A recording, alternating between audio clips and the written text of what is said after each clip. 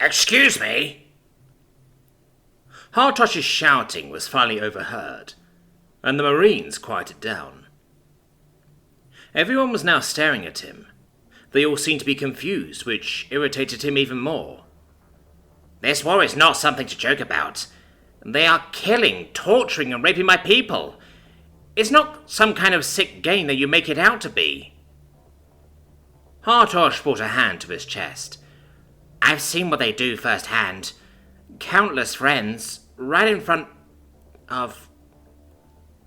Harosh trailed off as Campos put a hand on his shoulder and looked him in the eye. English, man, English. What's going on?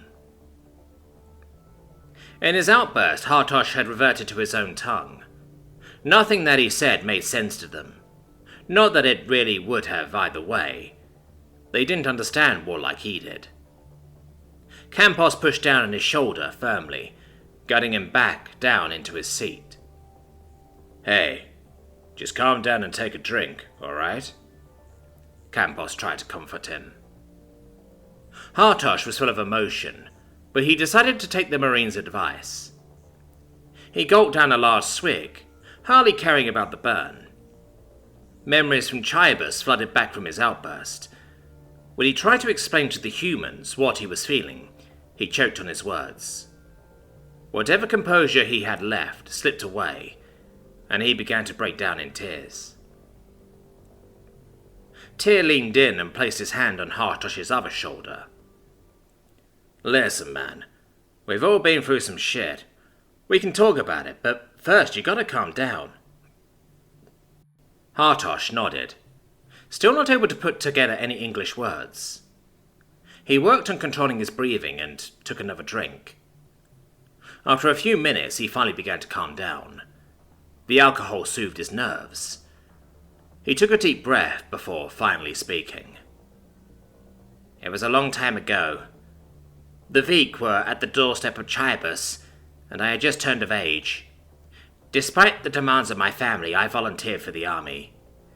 That would be the last time I heard from them. They likely assume me dead if they aren't themselves. After a month of training, I was sent into the city to join the fight. Harosh put his head in his hands. One by one, my friends were killed. Most of them right in front of me. The things I've seen. The things I've done. Silence filled the tent. No one wanted to say anything. This wasn't the first time he had a breakdown like this, but it always ended the same. Everyone would just go silent and never look at him the same again. It wasn't something anyone could understand. This, Harosh knew. He was just about to stand up and sulk off, when Campos poured more liquor into his cup. Truth is, all of us have seen friends die, done some terrible things, but that's just something you have to live with. If you dwell on it, the only thing you'll achieve is tearing yourself apart. But if you do need to vent some more, find any of us. We will stop whatever we're doing and talk with you. Nobody should suffer alone. Harosh looked up at Campos, his eyes still wet. He wiped his face and gave a light smile. Thank you. You are all very kind. Tyr shrugged. We've got each other's backs, no matter the time or place. Now, let's get some more drinks in us and try to have some fun. What do you say, big dog? Harosh raised his cup, his smile now genuine. That I can agree on. Though I do have to ask, what is a dog? General Everton looked over the report carefully. This new information was vital to the operation. He wanted to know as much as he could about this new threat known as the Veek. He looked up towards the agent that has been his bane since she arrived. This situation requires a strong response. Losing Marines is not something to be taken lightly. Himrod crossed her arms and raised her eyebrows at the General's comment. I understand that, but you can't blame the Dakar for this. Not entirely, at least. What do you suggest I do, then? Everton leaned back in his chair as he awaited a response. Well, I assume you would want to try and recover what's left of the envoy. That is, if there is anything left. If what their matriarch said is true, then that would have to be done by us, as they likely don't have the manpower to spare. I imagine it wouldn't be too hard to push your leverage on the Dakar. They aren't exactly in a position to say no. So you're suggesting I send more Marines in? Himrod shrugged her shoulders. If that's what you want to do. The Veek seem like a group of really bad apples. It wouldn't be hard to justify sending in a reaction force. Of course, if you do decide to go through with it, my friends in Washington would deal with any backlash from high up. Now it was Everton's turn to cross his arms. Something wasn't entirely adding up with the agent's motivations. He pursed his lips in thought and squinted his eyes at her. Only a month ago you were almost completely against any kind of military force. But now you're all of a sudden gun-ho and are actively encouraging sending Marines in? What is this all about? It's obvious, isn't it? Himrod held up her hand and rubbed her fingers together. Money. It's what makes the world go round. There's a lot of money to be made on the other side, but first we need friends over there. If the Dakar becomes an ally, then that opens a whole world of business opportunities. Quite literally. That's why I strongly encourage you to send more Marines in. The government gets their business, the Dakar get their help, and you get your Marines home. Everyone's happy. He should have figured. The only reason the government would do something was almost always when someone was about to have a payday. It disgusted Everton that they truly cared little for the lives of his men. The fact also made him realize that if he did not play ball, then he would more than likely be removed. With a deep sigh, he responded, "Fine.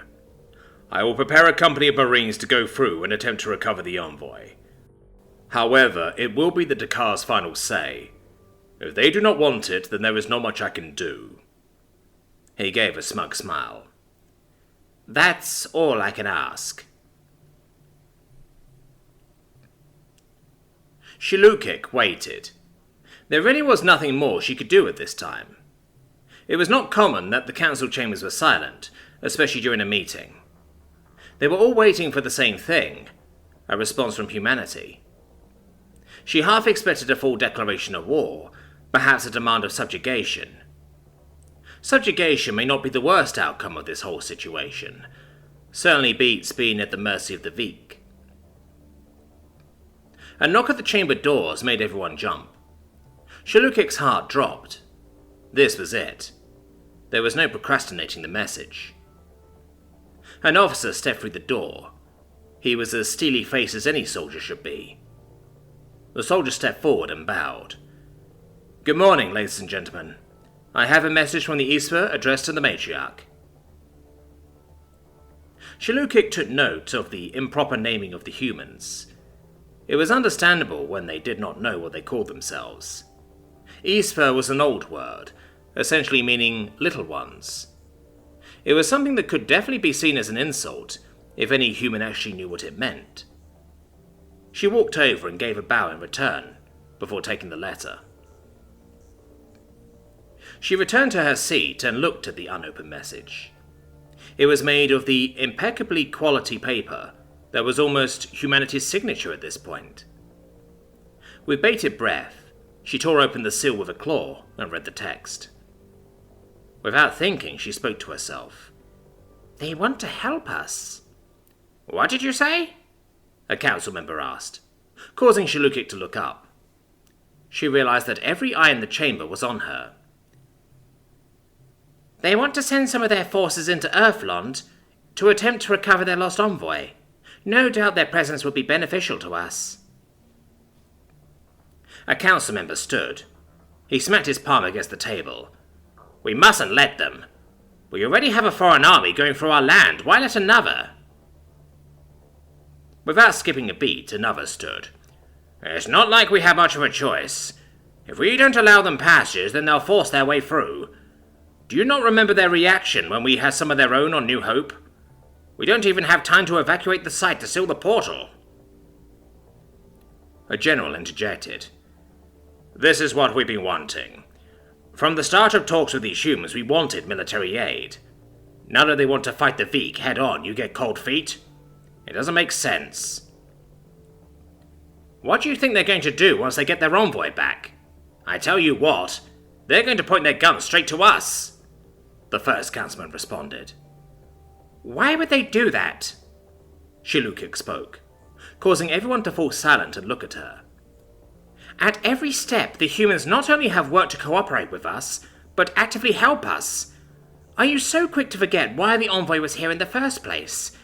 They wanted to know if they could trust what we say, so they can help us feed our people. I think we should show that they can trust us, by showing that we trust them. Any other objections?" The council members look all at her, then to the objector. He seemed to think for a moment before answering. "No, Your Majesty, that will be all from me." He bowed and quickly sat down. "So it shall be. Their request is hereby granted. I expect them to be assisted on the way to Iflond. After that, we shall let them do what they need to." Darkness. It was all Harstok could see. The rubble bore its excruciating weight on him. His ears still rung from the blast. He could still move his arms, at least. He reached forward and pushed some rubble that was in front of him. His hand stung at the touch. He could feel steam burns all over his body. Despite this, Harstok shoved his hand into the loose rock. Light peered through, causing him to recoil back for a moment. He was close to the surface. Painfully, he pushed himself forward and began to dig. Rock by rock, he made a hole he could fit through. He was just about to crawl his way to freedom when something shifted and he was crushed. He could no longer breathe. Harstok struggled with all of his might, but it was in vain. Tears flowed from his eyes as he slowly suffocated. After what felt like an eternity, Harstok opened his eyes to see Tyr looking down at him and holding his snout. "About time. We were trying to wake you for like 5 minutes. Harstok swept away Tyr's hand, taking a much-needed breath. He looked around as the events of the previous night came back to him. He was lying on one of the human beds. He glared at the human and bared his teeth angrily. He spoke into Karen. "Asshole." Tyr didn't understand, but that wasn't really the point. Anyways, we're getting ready to move out and you need to leave." "Move out? Where are you going?" Tyr rubbed the back of his neck and looked to the side. "They're sending us to Iflon to find the lost envoy, our whole company. There was a request to do so earlier this morning and it just got approved. So we're gearing up. We leave tomorrow." Harstok sat up and turned himself towards the human. It didn't seem possible that something like that could be arranged in so little time. Unless the humans had a force at the ready in case a fight reared its head. Harstok thought about what this could mean for Iflond. Would they save the city? Or would the humans take control after the battle? From what he had seen, humanity didn't seem particularly oppressive. Nothing clued Harstok to the fact that they could be harboring some kind of malicious ulterior motive. If the Marines were anything to go by, it seemed humanity was itching for a fight. Finally, Harstok had come to a conclusion. "I want to go with you." Tyr recalled back, as if what Harstok had said was offensive. "What? No, you can't." Harstok gave the Marine another glare. "Are you, a human, telling me I can't go fight in a Dakaran city?" "No, it's not like that. I'm saying that you can't roll with us. You need the CEO's permission at least." Harstok stood out of bed and stretched out his back and arms. He then turned to Tyr and adjusted his collar as he spoke. "Then go talk to him and get it. While you do, I have some quick business to attend to. Get my affairs in order, as you humans call it." "Fine," Tyr sighed. If you're serious about this, then I'll see what I can do, but no guarantees. The scout placed a clawed hand on Tyr's shoulder, making eye contact with him. Good man. Harosh then walked to the exit and slipped out of the tent into open air. Judging by the sun in the sky and the temperature, it had to be about noon or just past it. That meant Chiquia would likely be in his office. As Harosh's commanding officer, he'd be the one that needed to approve of this, at least on the Dakaran side of things. As Harosh made his way through the rows of human tents and to Chiquia's office, he tried to think of a convincing argument. He straightened his posture, pulled his shoulders back, and walked with purpose. After what seemed like an eternity, Harosh stood at the door of his commanding officer. Firmly, he brought his fist down and knocked on it. A few moments later, Chiquia opened the door and stared at the scout questioningly. Harosh, do you need something? Yes, actually. Could I come in, sir? Chiquia stepped back and held the door open for Harosh. He stepped inside, while Chiquia went to take a seat. They stared at each other in silence. Harosh was trying to find the words. He figured it was best to not beat around the bush, and just say what he wanted. I want to go to Aetherland with the humans who are leaving tomorrow. Chiquia let out a grunt, but it didn't immediately sound like he disapproved. In all the gods' names, why would you ever want to do that? You have a relatively nice and cushy job here. Harosh squinted his eyes. That's exactly why I want to go. I don't think it's fair that I'm safe here and my brothers and sisters are dying over there. Now that humans are going over there, I think that it's wrong for me to stay. Why should I be here when those who have no earthly relation to us go and fight for me? Chiquia leaned back and howled into laughter. He didn't say a word, nor did he explain what he found so humorous. Sir, are you laughing at me? Harosh said, offended. The old Dakar wiped a tear from his eye and gathered himself. No, not at all. It's just that you remind me of how I was when I was a scout. I was always asking to go on missions and fight. You're a scout? Harosh asked, but he got no response. Instead, Chiquia began writing something on a piece of paper. After a few minutes, he handed the paper to Harosh. Here's your temporary separation orders, if the humans will have you. Just don't get yourself killed. You are still a very valuable asset. Harosh held the paper in both his hands and bowed. Just as he was about to step out, Chiquia interrupted him. Oh, and make sure to keep note on how they fight. Gods know that we need as much information from these strange people as we can get. Yes, sir. Thank you, sir. Harosh retorted with another bow. Chiquia just waved him off as he finally stepped outside. Now, there was just one more person to convince. You know I can't read this, right? Campos said, looking up at the Dakar. And the lieutenant won't be able to either. That's if he'll even talk to you. I just don't think it's going to work out. Campos didn't really know what Harosh was expecting out of this whole thing. Did he think that he'd just be able to hop him back or something? Harosh slumped his shoulders and gave a look that he could only describe as a dog begging for food. Campos rolled his eyes and let out a deep sigh. All right, fine. We'll see what the lieutenant says, but I am making no promises that it'll work out. Thank you. Harosh dropped into a bow for a moment. Campos handed the paper to Tyr and crossed his arms. Tyr, take him over there and get this worked out. Have Harosh translate the paper if needed.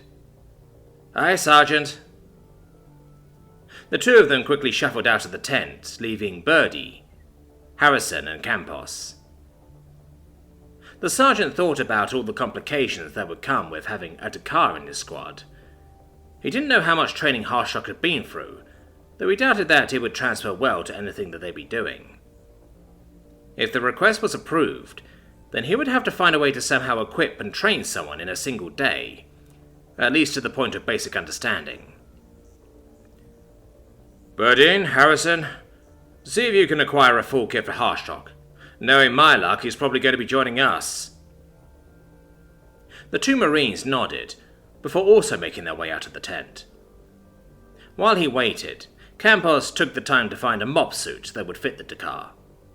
They were told that they'd all be wearing one for the duration of the mission, because of the supposed acid spit the Veek produced. He sifted through a box, until he finally found an extra large one. It would have to do. He was about to find a gas mask for him, but then quickly realized that the shape of Harshtosh's face would not allow one to be worn. Campos shrugged, and placed the mop suit on a table. Nearly 30 minutes later, Harshdog and Tyr returned. Harshdog was wearing one of those strange tanks on his back that was attached to a rifle of some kind he was holding. He also held a backpack in his offhand. What Campos could only describe as a smile was plastered on the Dakar's face. It was clear what the result was, and now he was looking at his newest squad member. With a sigh, Campos picked up the mop suit and tossed it to Harshosh's feet. Alright, killer. Drop all your gear and put that on. I would recommend stripping most of your clothes before you do, unless you want to overheat. Harshdog looked down at the suit, then back at Campos with a bewildered look. You mean right here? Right now? Would you rather do it outside? Campos responded sarcastically. Harshdog cleared his throat, unsure. Right, of course. The Dakar set down his gear and began to unbutton his uniform. First the coat came off, then the leg wraps and boots. Before Harshdog untied his trousers, he gave Campos an uncomfortable look. With a roll of his eyes, the squad leader averted his gaze. He could hear shuffling and grunts as Harshdog pulled on the suit. The noise stopped and a sound came from Harshdog. It wasn't in English, but it was clearly a swear of some kind. A moment later, he called out, Campos, I think I may need some help. What is it? It's my tail. It doesn't have anywhere to go. Campos shook his head and drew a pocket knife. He walked over, still averting his eyes. When he got close, he looked down to see the overalls half on, with one strap over Harshosh's shoulder and his tail sticking out of the other side. Campos pulled on the fabric where he estimated the tail to stick out and cut into it, leaving a gash about 1 foot long. He then grabbed the tail, causing Harshosh to flinch, and shoved it through the hole. With that, the other shoulder strap slid on without much trouble. Thankfully, Campos didn't need to help him with putting the rest on. It looked like it fit well enough. The exposed tail seemed like it could be a problem, but Campos figured one step at a time. How does it feel? Campos asked. It's very hot. It doesn't breathe well at all. It's not supposed to breathe at all. It's supposed to protect you. Harshdog looked at Campos questioningly. What exactly is this supposed to protect me from? In this case, Veek acid. If worn properly, and if it was actually made for your body type, it can protect you from all kinds of nasty stuff. As for it being too hot, you may have to shave your fur, or at least trim it down considerably. When Campos said that last part, Harshdog froze, and the fur on the back of his neck stood up on end. Before he could protest, however, Burdine and Harrison walked in holding a bunch of gear. They set it down by Harshosh's other things. Burdine walked up to the Dakar and smiled after looking him over. Now you look like one of us, he said with a pat on the shoulder. Harshdog looked down to the gear that had been dropped off, his eyes fixated on the M16. He approached the rifle and picked it up. He inspected it carefully, running his hands over the receiver. His thumb found the forward assist and pressed on it carefully. Amazement filled the Dakar's expression. You're really giving me all of this equipment? But I already have a steam rifle. Campos moved to Harshosh's side and took the rifle. Well, we're not giving it to you. We're letting you use it for the time being. Campos pulled back the charging handle to show how the bolt worked. As for your weapon and gear... He pressed down on the bolt release, and the rifle made a loud clack. This stuff is lighter, better functioning, and what we use. Finally, Campos looked up at Harshdog and handed the rifle back. While you roll with us, you'll look like us, sleep like us, act like us, and fight like us. Is that understood? Yes, Sergeant, Harshdog said, as he put his fist to his heart and dropped into a bow. Now, Campos said with glee, about all that fur.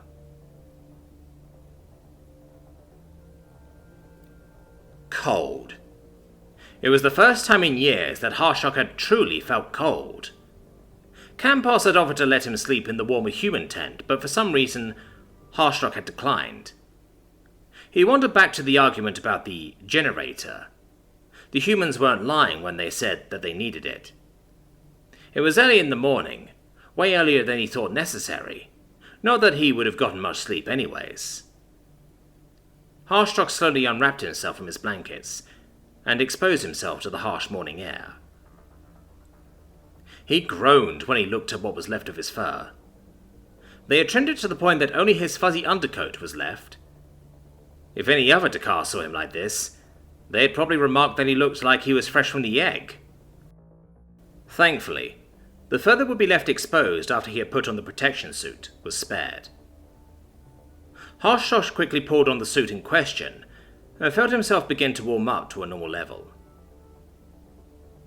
As he quietly binded his boots on, a familiar black mass hopped over to him. Rukik's feathers were ruffled, and he gave a wide yawn. Harshdog smiled at his little friend, who had also just woken up. He ran his claws down the bird's back to flatten the feathers. Rukik cooed softly at the gentle touch. Unfortunately, I have to go for a little while, but don't worry, I'll be back soon enough, Harshdog whispered. Finally, he gave one last pat on the head before standing up. He put on the heavy body armor the humans had given him. He already felt sluggish, and this extra weight didn't help. The helmet didn't fit exactly right. What was supposed to be a chin strap instead wrapped around his neck. The last piece was the rifle, or the M16A3 as Campos had called it. With that, Harshdog slung his backpack over his shoulder and stepped into the freezing morning air. The vehicles that had just arrived this morning were all staged into a box formation. This made it easy for Harshdog to count about 50 of them. He thought back to how Tyr had mentioned that they were sending an entire company of Marines. After some quick math, he determined that meant just a shade over 200 humans. Soon enough, after weaving between the vehicles, Harshdog had found Campos. There you are, you're late, Campos grumbled from the hood of his vehicle. Sorry, It doesn't matter, he interrupted. Just get in the Humvee. Harshdog nodded and did what he was told. He pulled on one of the rear doors. It was heavy and took a massive effort to move. Once it was open enough for him to slide in, he ducked his head down and took a seat. It wasn't nearly as cramped as he thought it would be, but it wasn't perfect either. Moments later, Campos hopped in the seat in front of Harshdog. The squad leader looked back to make sure everyone was in, before turning to Tyr in the driver's seat. Everyone's here. Let's get this show on the road. The Humvee roared to life with several loud pops.